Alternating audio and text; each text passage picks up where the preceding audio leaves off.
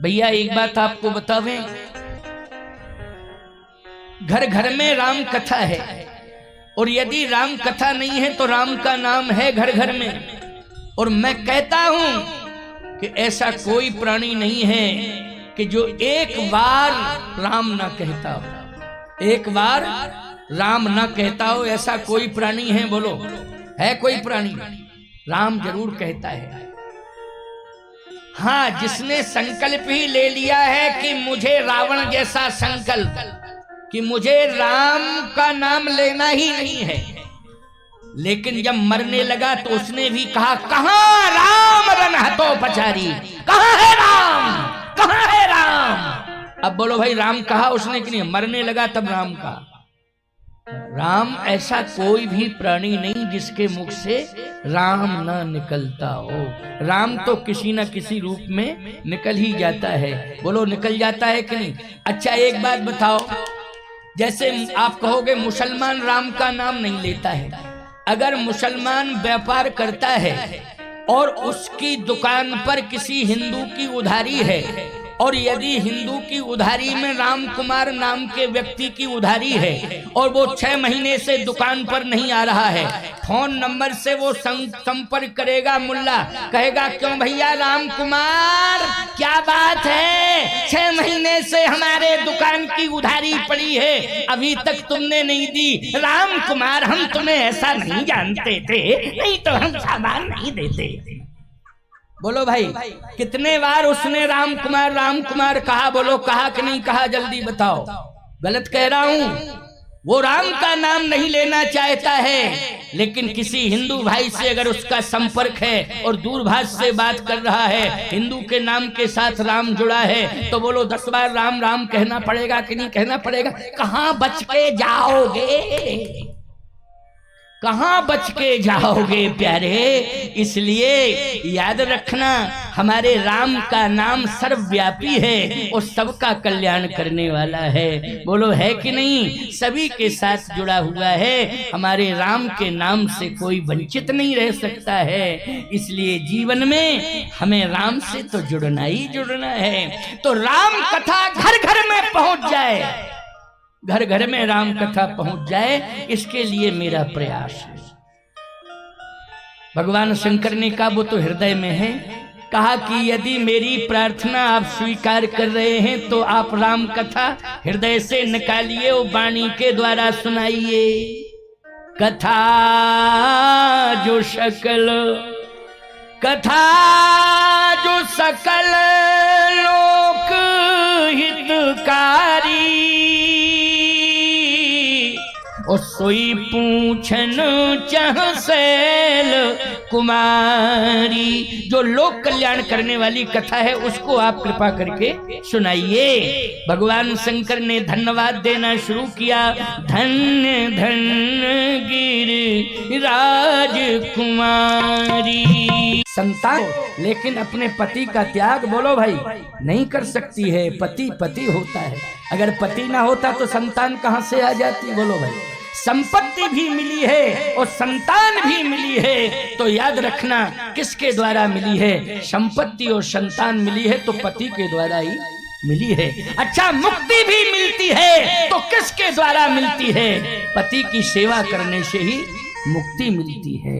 इसलिए जीवन में पति का कितना बड़ा महत्व है। शत्रुपा जी ने कहा, मुझे नहीं चाहिए ऐसी संतान, मुझे नहीं चाहिए ऐसी संपत्ति कि पति छोड़ करके जा रहा हो, मैं तो अपने पति की सेवा करूंगी। और शत्रुपा जी अपने पति के साथ चल दी, महाराज मनु के साथ चल दी। यह है पातिव्रत धर्म। और सुनिए एक बात, गोस्वामी तुलसीदास जी महाराज ने जरठ अवस्था में, यानी जर्जर अवस्था में सुंदर कहा है, जबकि जर्जर अवस्था में सौंदर्य समाप्त हो जाता है। लेकिन रामचरितमानस का प्रमाण है कि पंथ जात सोहत मत धीरा, और ज्ञान भगति जनु धरे शरीरा। सुंदर लग रहे हैं, महाराज मनु आगे चल रहे हैं, शत्रुपा जी पीछे चल रही हैं। देखो, पत्नी सुंदर साड़ी बनारस की 5,000 10,000 लोग पूछेंगे तेरा परिवार कितना है, मिलेंगे लोग पूछेंगे तेरा घर कितना। जब होश में आएगा तो बोल कैसे निकलेंगे, जल्दी बोलो। मीठे मीठे बोल निकलेंगे, निकलेंगे कि नहीं निकलेंगे? अच्छे बचपन से ही, जन्म से, शिशुपन से राम का नाम जुहुआ पर लिखा जाएगा तो तुम्हारी संतान में राम के संस्कार आ जाएंगे, निश्चित रूप से आएंगे। लेकिन आज ये संस्कार राम के नहीं आ पा रहे।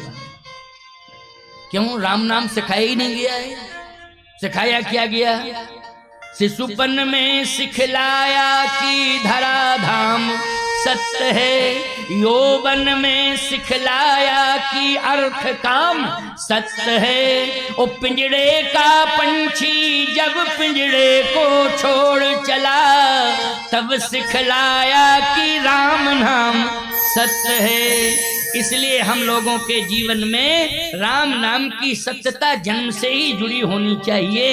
इसलिए जिह्वा पर राम का नाम अवश्य ही लिखना चाहिए। संस्कार राम से जुड़ जाएंगे तो कभी भी हमारी संतान में कोई भी कमी नहीं होगी, कोई दोष नहीं होगा, किसी भी प्रकार का कहीं कोई कुसंस्कार नहीं आएगा, सुसंस्कारित हमारी संतान होगी। तो आज महाराज मनु की संतान त्याग से युक्त है, लेकिन महाराज मनु जैसे ही जबरदस्ती राज दिया तो शत्रुपा जी जल्दी पहुंचे कहां?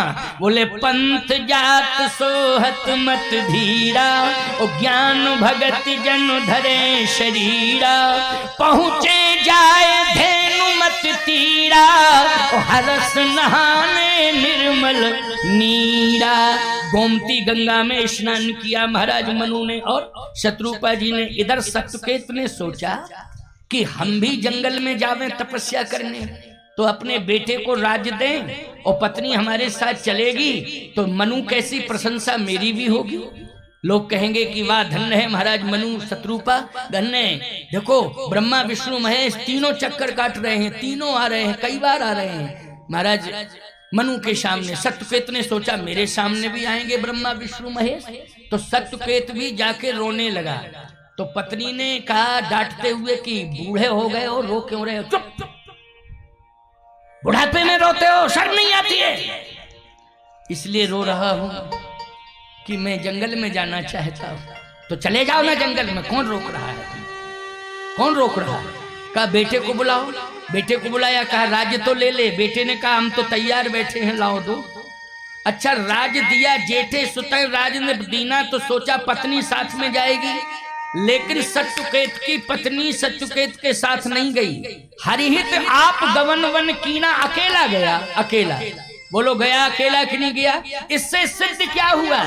इससे सिद्ध ये हो रहा है कि महाराज मनु की पत्नी पति के अनुकूल है, सत्यकेत की पत्नी पति के प्रतिकूल है।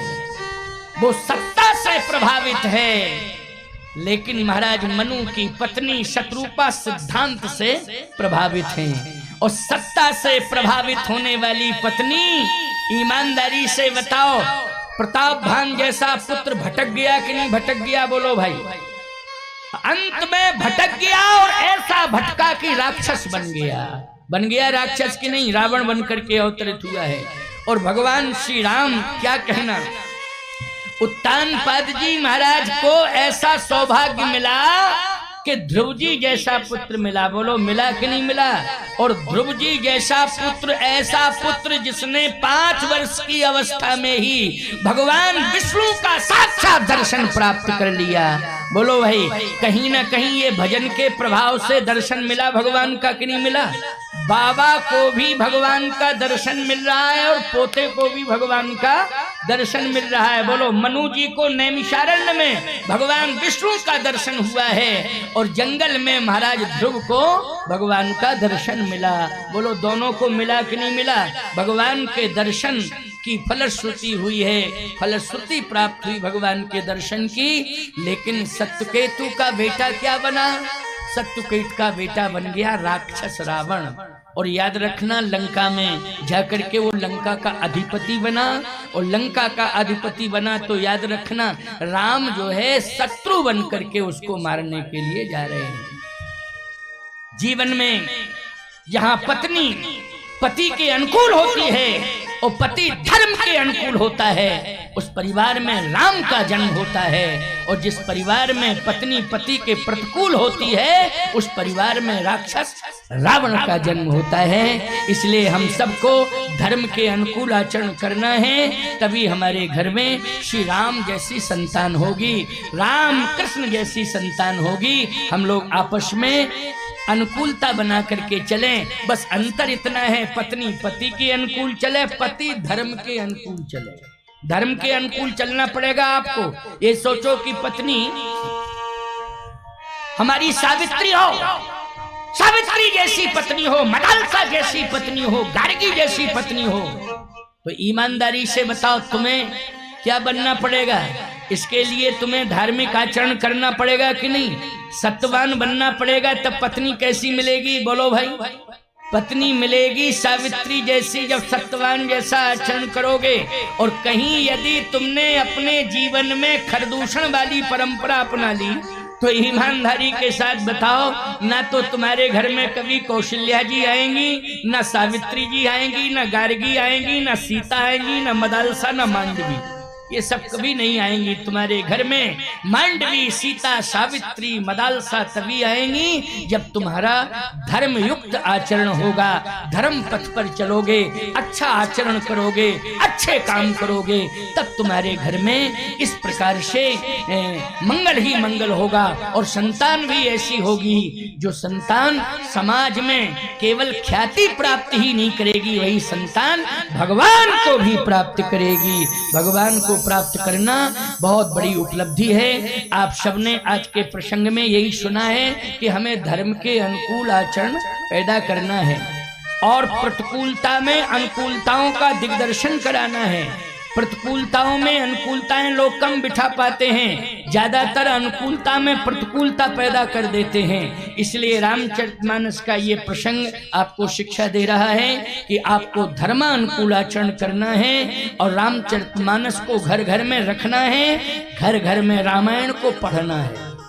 मैंने कल भी कहा था, तुलसी और तुलसी कृत रामायण ये प्रत्येक घर में होना चाहिए। तुलसी और तुलसी कृत रामायण प्रत्येक घर में होना चाहिए। और मैंने तो रामचरितमानस को राष्ट्रीय ग्रंथ घोषित कराने का संकल्प लिया है, इसलिए करोड़ों भक्तों के हस्ताक्षर हो रहे हैं और कामदगिरि पीठ से राष्ट्रीय ग्रंथ घोषित हो रामचरितमानस, इसके लिए अभियान प्रारंभ हो गया है। और हजारों नहीं, लाखों नहीं, करोड़ों भक्तों के हस्ताक्षर हो रहे हैं और वो केंद्र सरकार को सौंपे जाएंगे।